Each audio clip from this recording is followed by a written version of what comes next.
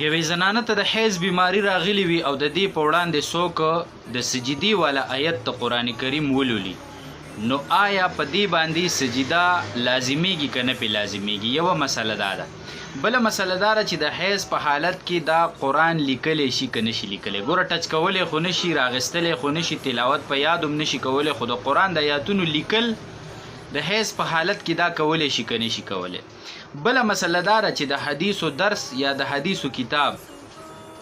دا راغستی شي که نشي راغستی. او بله مسله دا ده چې دا زنانه د بیماری په ورځو کې آیات الکرسی یا اخیری صورتونه په نیت د دعا یا ذکر سره دا لوستلی شي که نشي لوستلی. او دقه شان چې د بیماره ده حیض ورته راغلی دی او دا یو کار شروع کوي نو په دقه ورځو کې دا د کار په شروع کې بسم الله ویلی شي که نشي ویلی، ځکه چې دا بسم الله چې ده نو دا هم د قرآن کریم څه ده حصه ده، نو دا بسم الله ویلی شي که نشي ویلی. دا څو ضروري مسلې به تاسو سره په دې ننني کلیپ کې نشر شي.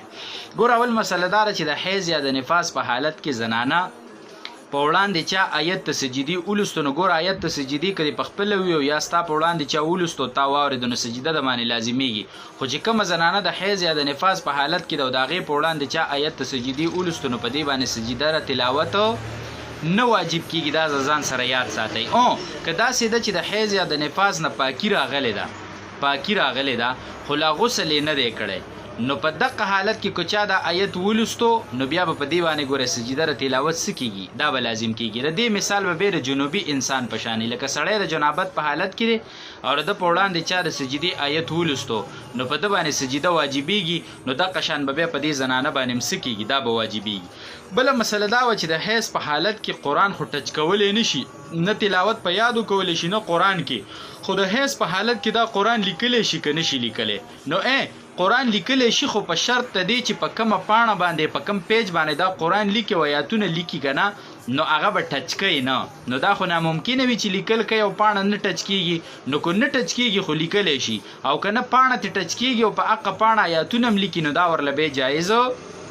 نه دي. دغه شان د حیض په حالت کې د حدیثو درس کولی شي که نه نو د حدیثو درس بالکل کولی شي، خو د حدیثو کتاب ټچ کول فتاوی تارخانیه لیکي چې دا ورله مکروه دی او په دې باندې دارالعلوم دیوبند هم فتوا ورکړې ده چې کتاب دا ټچ کی دا ورله څه دي مکروه دی، د هغې د نیولو لپاره دې انتظام وکړي.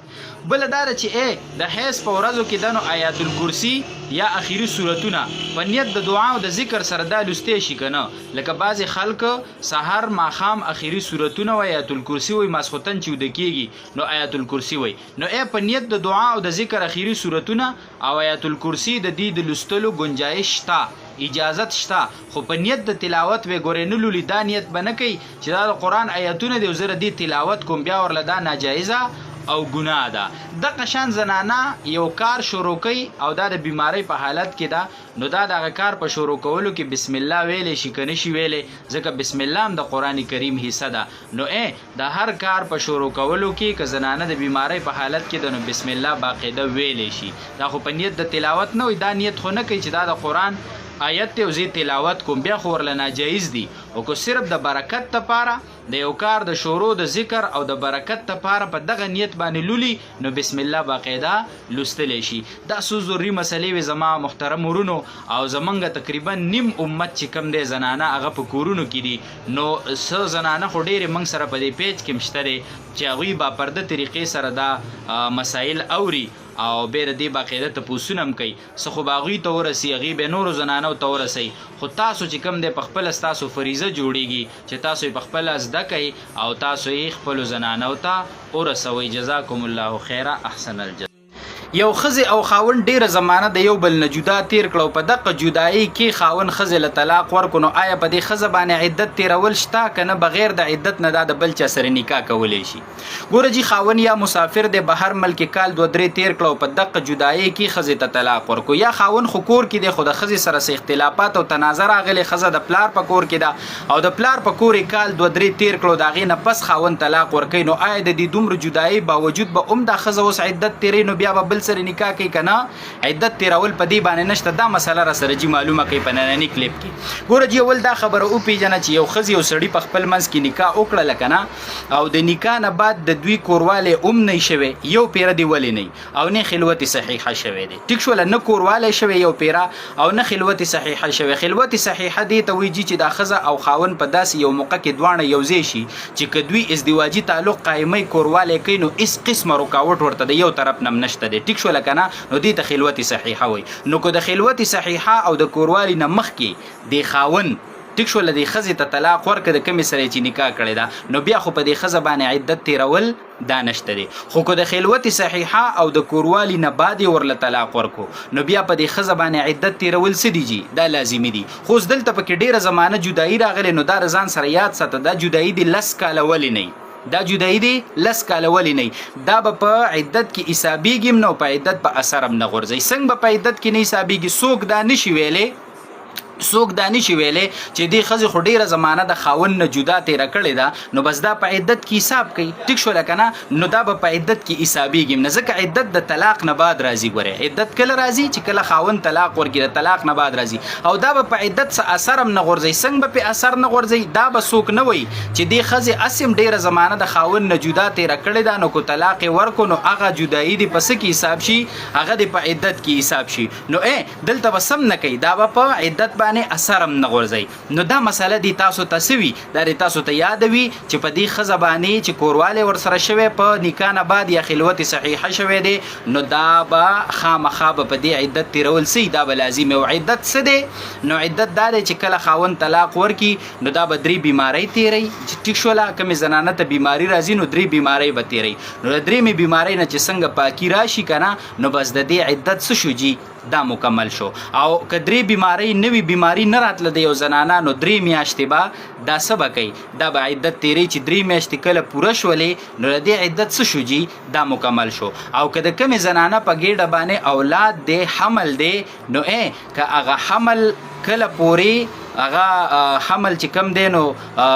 ماشوم پیدا شوی نه یا هغه حمل ضایع شوی نه نو تر هغې پورې به د دې ښځې سي هغه به عدت یې که 4 میاشتو که 15 او که 9 میاشتې پس او که 10 میاشتې پس هغه ماشوم پیدا شو که د دې نه وروسته پیدا شو نو دا ښځه به څه وي دا به په عدت کې وي چې کله هم دغه ماشوم وزیږېد او که ډېر په کمو ورځو کې وزیږېدو 3 میاشتو نه مخکې په دغه ورځو کې چې د طلاق ورکړی دی په هغه ورځو کې وزیږېدو نو هم د دې زنانه عدت څه شو په دغه سره ختم شو دا یو ضروري مسله وه چې ډېرو ملګرو ته پوښتنه کړي او ما مناسب وګڼله چې د ټولو ملګرو سره یې شیر کړو تاسو هم د ملګرو سره شیر کړئ جزاکم الله خیر احسن 4 رکعته فرض مونځ کې که وروستني دعا تش رکعتونه ډک شي په غلطۍ کې د الحمد نه پس پکې صورت وویل شي نو آیا په دې سجده سهو شته که نه دا یو ضروري مسله ده ډېر کسان داسې دي چې هغوی په دې باندې سجده سهوه کوي او څه کسان داسې دي چې هغوی په دې باندې سجده سهوه نه کوي راځئ چې موږ د شریعت صحیح مسله معلومه کو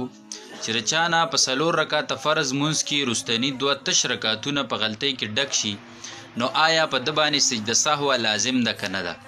ګورو که سجده سهوه لازمي او موږ یې نه کوو نو دا خو بیا ګناه ده دا خو مونځ نیمګړی دی